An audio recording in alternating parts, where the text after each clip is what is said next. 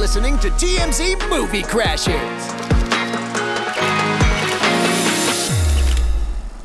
Welcome back to TMZ's Movie Crashers. I'm your host, Fabian Garcia from TMZ. I'm Liam Connaughton from TMZ. Hello, hello. And by the way, thank you for filling in today. Of course. Paige is out, unfortunately, this week. She's sick, and she'll be back next week. So last minute notice, we appreciate you coming on. For sure. A lot of movie news this week. CinemaCon is underway. There's a ton of stuff happening there. We're going to talk about that later in the show. But right off the bat, I think we can just get into the big motion picture. And we're kind of talking about this idea of movie stars flocking to TV and to streaming in general. Sure. And we're seeing this more and more. This is not really something new per se, but it's happening in higher volume, I would argue. The latest example is Julia Roberts and Sean Penn, who are in this new, I think it's a Starz show. It's called Gaslit. Right. It's all about the Nixon era and the attorney general at the time and his wife, Martha Mitchell. Julia Roberts plays Martha Mitchell. Sean Penn plays the attorney general. Right. And it's just, it aired this past week, the first episode, and I saw a ton of people talking about how weird it was to see Julia Roberts, A-list premier movie star, same for Sean Penn, to see them in a TV show setting. People were like, this is weird. And then one person said a comment that I totally agreed with, which was, is nothing sacred anymore? And I totally agree with that. I mean, like, I haven't seen the show yet. I'm sure it's fantastic. It's gotten pretty good reviews. But for me, I don't know. Like, I kind of like the idea of people sort of staying in their lane. And I know that sounds very gatekeeper-ish and kind of like, I don't know, like exclusive and like hella, maybe old, antiquated thinking. Sure. Call me old-fashioned, I guess. But I don't know. What do you think? I mean, like, am I crazy to think that movie stars who have always been movie stars and who are famous for being movie stars should remain movie stars? And if they are going to transition to TV, maybe not be so not eager about it, but just so willing to do it. Like, I don't know. Like, am I crazy? Maybe I'm crazy. I don't know. I think you are. Okay. Maybe I'm a little crazy. I mean, I think to the same extent that like someone can find it a little jarring, I think it's also refreshing, to see someone that you don't really see in this kind of 22-minute format or, Right. however long it might be instead of a 2-3 hour movie. I think it's refreshing. I think a lot of actors have made the switch. Yes. In fact, I'll quickly go through the list because, I mean, this is nothing new. This is not a new phenomenon. I would say that, I mean, because, dating back decades, TV stars have transitioned to movies, not so much movie stars to TV, but that's more so happened in the past decade. Sure. In big part to Netflix, which we're going to talk about in a second. Sure. But I would say that House of Cards actually was one of the first big shows with Kevin Spacey to do TV. Other big A-list movie stars who have done TV, Nicole Kidman, Winona Ryder, Matthew McConaughey, Woody Harrelson, Reese Witherspoon, Samuel L. Jackson, Will Ferrell's in this new Apple series, Drew Barrymore, Jonah Hill, Anthony Hopkins. I mean, like, these are, Meryl Streep has even done some TV. So these are movie icons, I would argue. They've made the transition to TV. Now we got Julia Roberts and Sean Penn doing it. And to your point, I agree. It can be refreshing, but I don't know. The old film snob in me just doesn't like it. I mean, I don't know. I just don't like it. There's something about it I don't like. I will stick with my guns here on this 100% because it's something new, and I think with everything still evolving the way it is, whether it be we're moving to streaming or something like that, there's a lot more opportunities.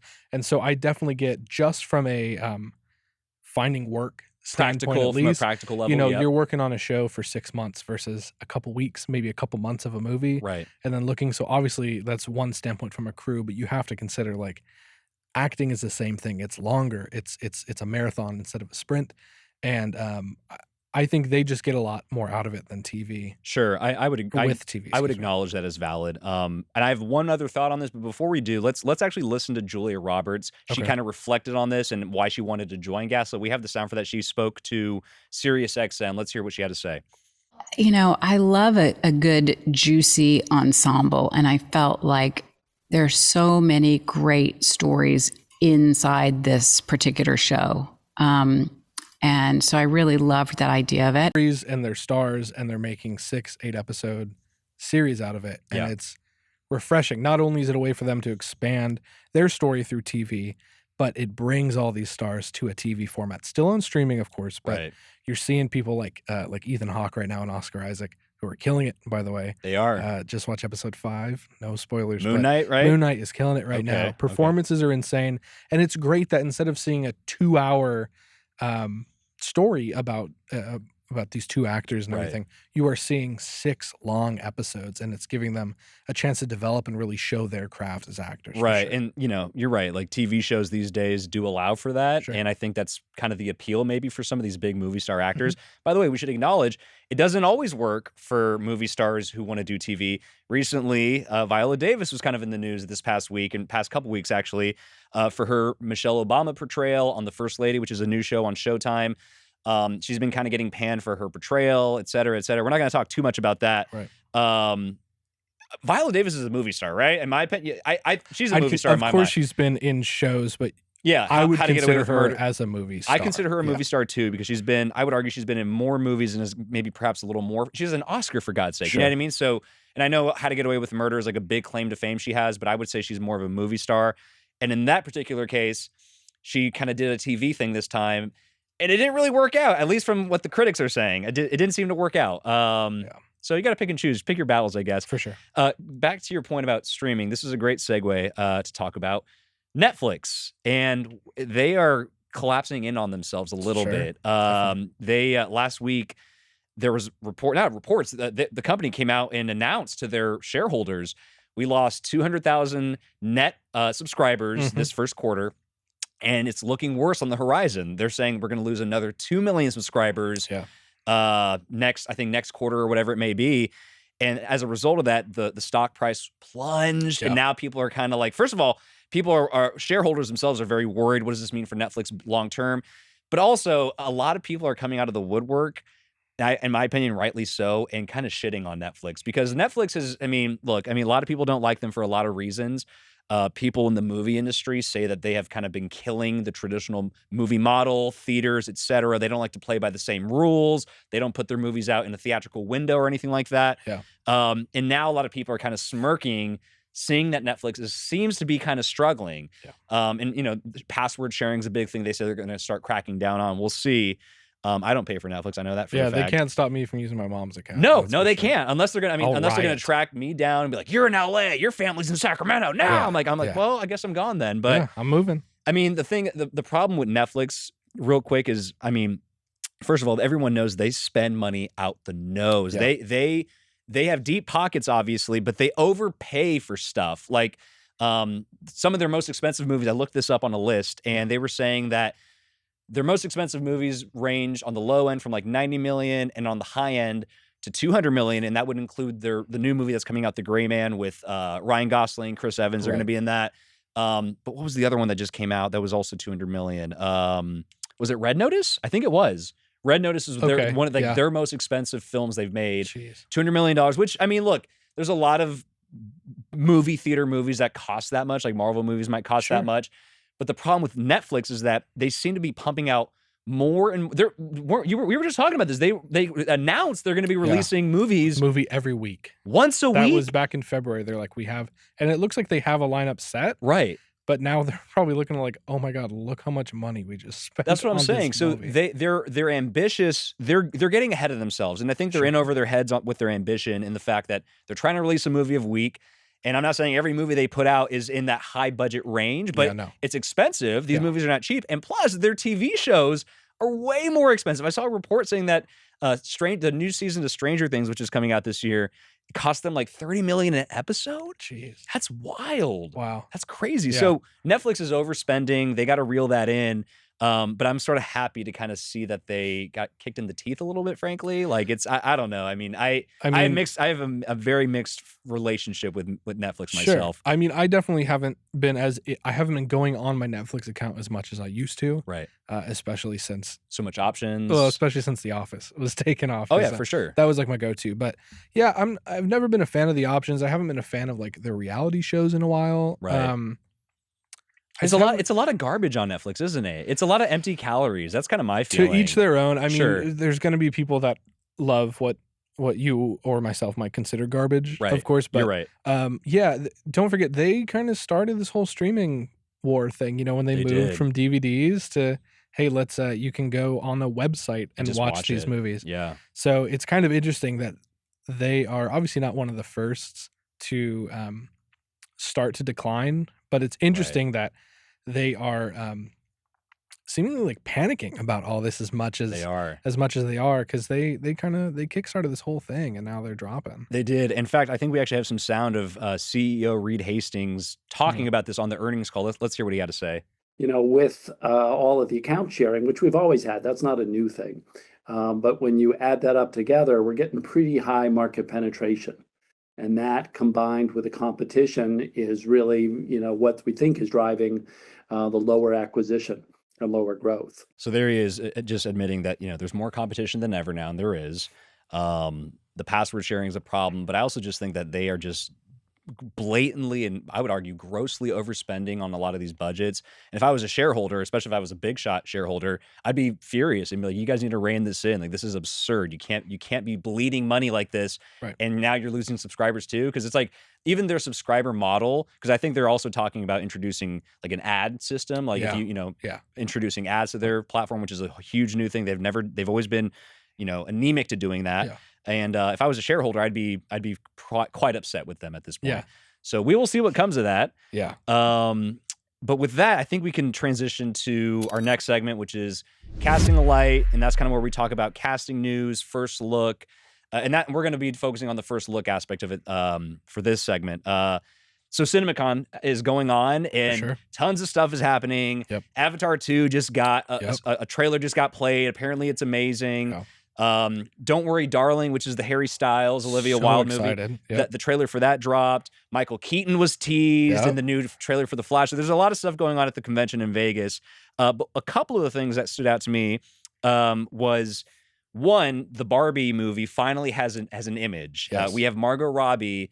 In fact, I think we could actually take a quick look at it. It's probably right here. Let's see. There it is. So there's Margot Robbie. Warner Brothers released this Looks to like the Margot media. Robbie. So this movie has been getting a lot of buzz. Tons of people are in this movie. It's star-studded to the max. Ryan Gosling's in it. Issa Rae's in it. Like, everybody and their mother's in this movie, apparently. And here's Margot Robbie as Barbie. I got to be honest. I'm not that impressed, to be honest. Like, well, what'd you expect? Well, the thing, because up until now, her hands to be like that. Yeah, because that's what I expect. I sort of thought that they were talking about doing like a meta thing. It's like, oh, it's going to be like a meta type movie. And for me, I sort of thought that meant like they would kind of like do like as like a plastic doll, but like sort of like alive in a way, like a live action Toy Story kind of thing. That would turn into Cats. You know it would. Yeah, it would. Yeah. You're right. I guess that'd be terrible too. So here's, but I know what you're saying. Like, it's this. We're just looking at a photo, right? But it looks like it's just girl in the big city. Like, that's the vibe I'm getting. So something more meta would be interesting, but they might have just backed off to save themselves. It seems that they're totally leaning into the most cliche Barbie aesthetic you can imagine, which you got to imagine they would do that for a Barbie movie. Can you imagine if this was like a grittier photo? Like, she's like makeup all like screwed up. That would be female Rambo. Dude. I would be interested in a Barbie movie like that. Like, you know what I mean? Here's the dark side of Barbie. Anyway, it doesn't seem they're going to be doing that. Barbie's backstory. Exactly. Yeah. That'd be her origin story. Yeah. It's like Lightyear. It's like how the toy came to be. Right. And there's no space. I'm more excited about Lightyear than this. Oh, no. But more exciting than Margot Robbie as Barbie, another first look kind of surfaced at CinemaCon, and that would be Naomi Ackie as Whitney Houston in this upcoming biopic, I Want to Dance with Somebody. Sony released this. This is the first poster they're putting out, and apparently they played a sizzle reel showing some clips of her as Whitney Houston. But here she is. I mean, this looks like Whitney Houston to me. I mean, you can't really see her face too well, but the hair, they got the leather jacket down. Sure. This was Whitney in the 80s in her prime. Right. There's a lot of buzz about this movie. Oh, yeah, definitely. The thing that I was reading into this, and the one thing I'm sort of disappointed by, but I still think it'll be a good movie, but I'm very disappointed by, and my expectations are high, but like, it's very much like Bohemian Rhapsody. When it's written by the guys, yeah. It is. It's the same. You're right. The writer of Bohemian Rhapsody.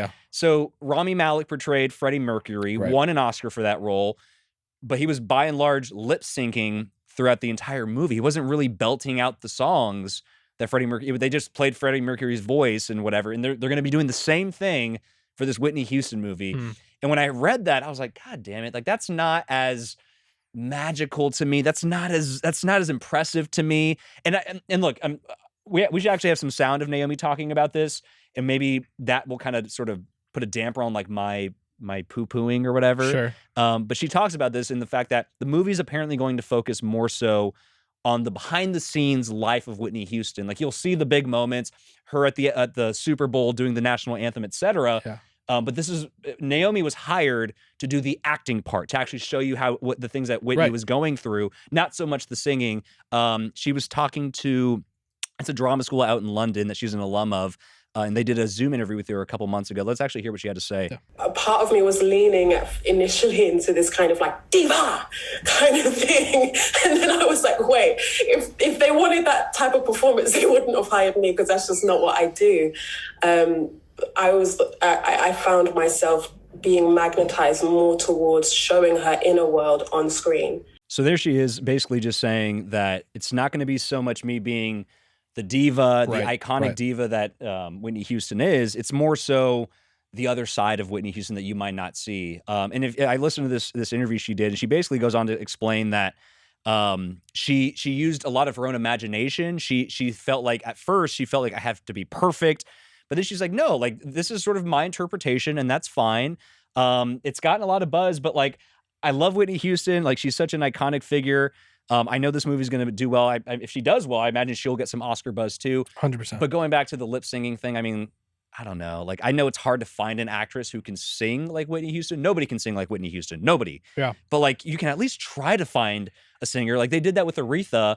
The Respect movie, they hired Jennifer Hudson for that. Sure. You know what I mean? She can sing, and that worked.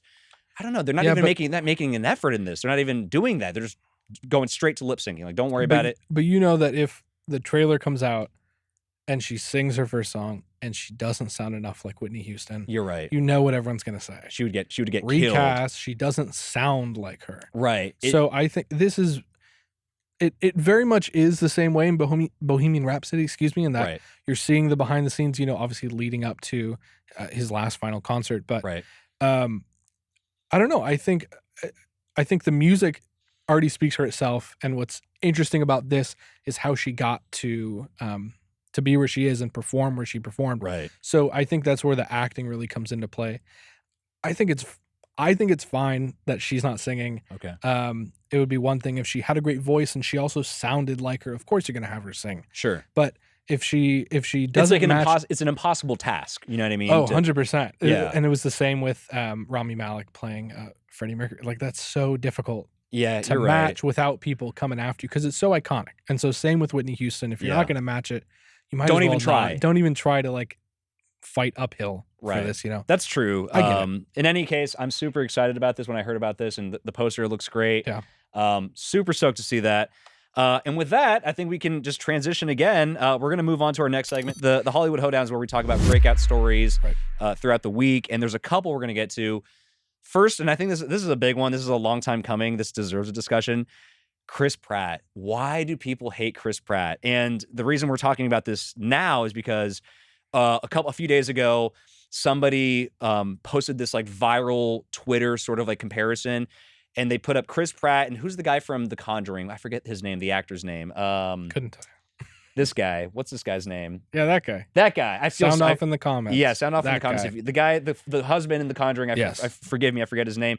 They basically put them side by side in this photo and said, "Hey, Marvel, hear me out.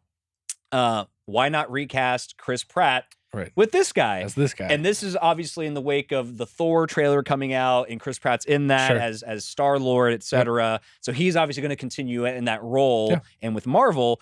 But there's this ongoing hate for Chris Pratt. And then James Gunn, the director of the Guardians and the Galaxy movies, he came to his defense and he tweeted this. He said, recast him for what? Because of your made up, utterly false beliefs about him? For something that someone else told you about him that's not true? Chris Pratt would never be replaced as Star-Lord, but if he ever was, we would all be going with him. So James Gunn fiercely defending Chris Pratt. And look, other Avengers actors have also came out and defended him in the past. Robert Downey Jr. defended him. I think Mark Ruffalo defended him. And I think one other actor did. And this all kind of gets back to his religion. He's a Christian guy, and what people there are maybe misconceptions or there's perceptions about what that means. He must be a conservative. He must be a Trump supporter. He must hate gay people or whatever. Right. Like there's all these people run with this speculation, and it has snowballed into this like viral hate for Chris Pratt. It's crazy to me, and I don't really understand it. So I mean, from what I learned, it's about the church that he's a part of that's supposedly modeled after another church that's Hillsong. It's the Hillsong, that's which is a very LGBT, right? And so, and especially when he was, there was talks about, I believe he went on a talk show and talked about Star-Lord, the character's bisexuality, right? Because that's canon now. Yes, and so, and then Elliot Page kind of went on Twitter and was bringing up the modeled after Hillsong and all that stuff. And Elliot Page has been going after Chris Pratt for years now, saying like, "You're part of a church that hates LGBT," blah blah blah blah. I saw Chris Pratt respond to Elliot Page, and Chris Pratt basically said, the church I go to and that I'm a part of, we open our doors to everybody. You guys have this totally wrong. That's what I think. He's a part of Zoe Church. That's what I read. I don't know what that is. Zoe Church is some denomination, but it's, I don't know. And Joe Rogan actually weighed in on this recently about the Chris Pratt hate. He's friends with Chris Pratt apparently. They've gone hunting together. I actually think we have a little bit of sound. We can hear what Joe had to say. Point is, he's one of the rare guys that's like he's kind of outside of the lines in terms of his ideology. He's a Christian and pretty open about it, and because of that they attack him. And it's something so simple, like he just believes in Jesus and he likes to be a good person. And they're like, fuck him. So that's Joe on the Joe Rogan Experience. But people aren't just saying like, oh, because he's a Christian I hate him. It's the supposed modeling after a specific type of church. People aren't just being like, oh, you are a Christian, how dare you? Because like there's a spectrum, I think, of Christianity based on tolerance and stuff like that. And so I don't think the argument was just based on religion. It was deeper than that. It was this specific church he goes to. It was where he goes to, which, and all that stuff. Which I'll say this, which allegedly follows the same model as Hillsong. And with Hillsong, historically, people have claimed that it is very anti-LGBT. So basically, people are connecting a lot of dots without, in my opinion, without evidence. That's what I'm saying. And I think I've even seen Chris Pratt say, yes, I go to this church. I'm a member of this church. But me going to the church and their beliefs or practices or whatever doesn't necessarily define, one, my faith, and it doesn't necessarily define my ideologies as a person either. Well, he's saying that those beliefs aren't accurate. Right. He's saying that, no, they've always been accepting. So it's taking his word versus someone else's word. He's saying that this isn't the case. And so and he also hasn't done a proper sit down to fully address this in full like detail, you know what I mean? Which I think I don't know if it's necessary, but look, this Chris Pratt hate is real. It's not going away. And I don't personally understand it. Like it's based on a lot of just what I would just call assumptions, but if it continues, and it seems like it is continuing, I mean, Chris Pratt is going to be voicing Mario. Like Chris Pratt is continuing to work in this industry. He's not going away. So I don't think the Chris Pratt hate's going away. So as a result, like he can make this decision on his own. But at a certain point, I'd be like, you know what? Let me sit down with Gayle King or something. Let's just talk about this. It's just weird, but I don't understand it. Kind of feel bad for the guy, but anyway, the Guardian story in Marvel is coming to an end. Not after Thor, but I believe Guardians 3 is supposed to be the last time we see any of them, according to James Gunn. This is the last time we see them. So that story is coming to a close. Yeah, and Mario, which is just still just baffling in general. Yeah, not you're because right. of just the entire Charlie Day is just that's weird, right? Like totally. Why aren't we talking about that? How weird that is. But I mean, we'll see. We'll see what else comes out. We'll see if he ends up addressing it fully because he's like you said, he's kind of just said it here and there, but he hasn't really sat down and said anything. But I mean, to each their own. At the end of the day, he's saying one thing and someone's saying another, so it's really hard to tell. For sure. And with that, we can also transition to our next Hollywood hoedown story, which is Vin Diesel and the fact that Justin Lin, who was assigned and was attached to direct the final Fast and Furious installment, Fast 10, I think it's called. Fast X. Excuse you. excuse me, he's out. He's out as director. He announced this a day or two ago, and he said, "I'm out. I'm stepping away." Universal was supportive. He didn't say creative differences, but they're like Variety and THR. They're citing sources saying it was creative differences. Yeah. He says he's going to stay on as a producer for the movie, but this is astonishing because he directed Fast 9.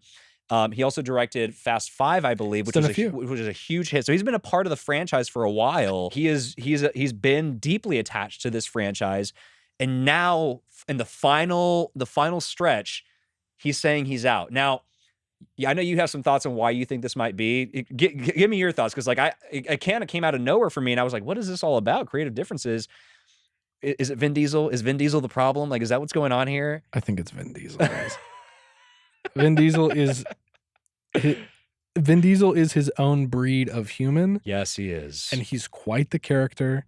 Yes, he is. He's gotten that's a nice way. That's a nice way to put it, for sure. That's the nicest way I can put it, yes. honestly. And I mean, with everything that happened with Dwayne Johnson, yes, and him, where allegedly, they got so heated that if they had a scene together, they had to shoot it separately. Wow. Yeah, that's insane. This is interesting. And then obviously they did Hobbs and Shaw, which Vin Diesel was not a part of, and now Dwayne Johnson's just not part of the story anymore. Right. And you have to look at Vin Diesel. Get this too. So literally just a few days before Justin Lin announced that he's out of Fast 10, Vin Diesel posted a video on his Instagram, like literally 3 days ago, with him sort of, I'm not going to say hectoring or heckling, or kind of, he's sort of seemingly pestering Justin Lin, literally the director. He's on set with him. They just completed week 1 of shooting. Yep. We have that video. Let's see how Vin acted.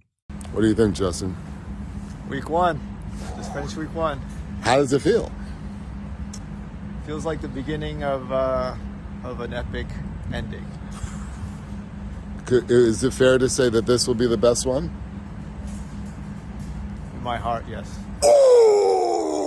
So this video is very cringe. You heard me say a different breed, right? Yeah, he's a different breed for sure. But if you see Justin in this video, he's uncomfortable. Yeah. He's anxious. He's not down to be part of this little gimmicky video that Vin Diesel's doing. You can tell he's leaving. He's thought about leaving already. 100%. And like, to your point, I mean, look, with the Rock and Vin Diesel at the time, when that feud was like publicly seeping out, right? This was like a few years ago at this point. When I was reading it, I didn't really know who to believe, frankly, because look, The Rock, I have mixed feelings about him too. Okay. Like, I could totally see him being a diva and frankly kind of a piece of shit as well, because he's got a big ego, he's got a big personality, and I know Vin Diesel's got a big personality too. So I'm like, okay, maybe this is just two big personalities clashing. Who knows who's actually in the wrong or right? But now, and especially after that video you sent me of him and that Brazilian reporter or whatever it was, that was hella cringe. Oh my God. Yeah. But that's my favorite video. Yeah, it was. But after seeing that, and then seeing this Justin Lin video, and then now seeing Justin Lin leaving, I gotta say, there seems to be a problem with Vin Diesel. Like, there's something about this guy that people just apparently don't seem to like. You know what I mean? And it's crazy too, because Brie Larson just signed on to be part of Fast 10. Like, this is like a few weeks ago. Like, she signed on. Vin Diesel made this big announcement. He's like, hell yeah, I got Captain Marvel, blah, blah, blah. And now your director's leaving. And I think they actually had to halt production because they got to find a new director for this. You need a director, man. Yeah. We'll see. I mean, who knows if it's been a long time coming, or if he's really just fed up with Vin Diesel. I don't know if he's the cause of it, but if creative differences is the case, like, you have to look at that. You got to look at maybe just the story in general. Well, and he was like, I don't want to direct this story. Well, creative differences usually surface in the writing portion, right? Like, when you're writing the script, it's like, what do you mean creative differences? The script is the script. The story is the story. What creative differences are we talking? I mean, shots maybe, I guess, or something. Yeah, but it could come down to, hey, Vin, I want you to try this scene a different way. And Vin says no. Like, that is a creative difference. You're right. That is. So it might not have been with Vin, if that could have happened with anybody, but true. There's many reasons why a director can't see eye to eye. Right. So, I mean, who knows? The other funny thing to me we can move on after this, but the funny thing to me is, like, I know this is Vin Diesel's like heart and soul, this franchise is. This is part of like his movie identity, if you will. He's got XXX and stuff like that too, but whatever. But after this, because this franchise is going to end eventually. It's going to end. They're going to close the book on this. I hope. Yeah. And I'm kind of curious to see like what Vin Diesel is going to do afterward, because it's like you've been running on the gas, if you will, of Fast and the Furious for a long time now. I haven't seen him do anything else but fast movies for the past like decade plus at this point. So I don't know what he's going to do or what he can do, but we'll see. I think he'll go to Cameo. Most likely. You think so? I think that's where he's going to live. Cameo? Oh god. Yeah. I mean, hey, it's a downgrade. You remember me from Fast and Furious? $100. I'll say happy birthday. Oh god. Yeah. Hopefully not. We'll see. But and with that, we can finally get to our last segment, which is Stubbed or Snubbed. Sure. And this is kind of where we talk about what people went to go see this weekend at the movie theaters. And there seems to be a little bit of an interesting trend. Why don't you tell us about that? Yeah. Children's movies are still like kicking butt in the theater. Yes, they are. Last weekend we had a couple movies come out, brand new. We had The Bad Guys, which is the animated film, right? But then we also had The Northman and Unbearable Weight of Massive Talent, yes. right? The Bad Guys took home the gold. They got 24 million, right on top of Sonic 2. Sonic 2 is still number 2. On top of Fantastic Beasts also. Which, don't get me started. So rounding out the top 3, it's Bad Guys, it's Sonic 2, and then it's Fantastic Beasts. Yeah. But then Northman came in 4th, 12.3, and Unbearable Weight made 7.1. I mean, both of those last movies flopped. Those are the movies I actually went to go see this past weekend. Sure. I saw Northman in theaters. I saw Unbearable Weight. Unbearable Weight did not live up to my expectations, unfortunately. I was looking forward to it. It was a little bit of a miss, but I could still sort of appreciate it in some respects. Sure. But that's just a fun, goofy movie. I don't think they were like looking to bank on that movie and like make hella money. That's not what the whole point of it. The Northman, though, that was a huge disappointment because is it Robert or Roger Eggers? I forget, Robert or Roger. One of the director Eggers. Let's just call him that. He's the director from The Witch. He's the director from The Lighthouse. He's a very artsy kind of director. Sure. Those films are incredible in their own right. Oh, definitely. And now here he is, kind of seemingly trying to do the same thing with like a Viking setting, but with a way bigger budget. And it's like, the way I sort of saw it, and the reason why I don't think it works is because he was trying to blend that artsy kind of horror element stuff he does normally in his movies with like an action movie, and he was trying to like mash those together. Okay, and it didn't work. It just was like it was like a mess, and like the action was like kind of shitty. I don't know. I wasn't impressed at all, and it doesn't seem the public was impressed either. They didn't go to see it. I mean, it's so interesting when you have a bunch of movies coming out that like on the same weekend that it just like splits that box office. It does. And I mean like it's like an election. Yeah, it's literally like an election. And Doctor Strange comes out next week, I believe. Yeah, that's gonna clean up. Nothing big is coming out for a while after that. Right. There's some stuff, but like it's that funny thing where like, okay, if it's a Marvel movie, everyone backs off. You see like once Marvel puts their date, you see other movies like change their times 100%. And stuff. But it's interesting when like 3 movies that honestly, it doesn't feel like one got more hype than the other out of those 3. No. Maybe Northman just a little bit, but sure. A kids movie's taking home the gold again. What do you make of that? The fact that kids and or families, if you will, they're the ones that these days, they're the ones that are flocking to the theaters more than anybody. I don't know if it's pandemic stuff. I don't think it's pandemic stuff. Like I going back to Netflix, I think it's like Netflix and the fact that streaming is, you can see a ton of movies on streaming.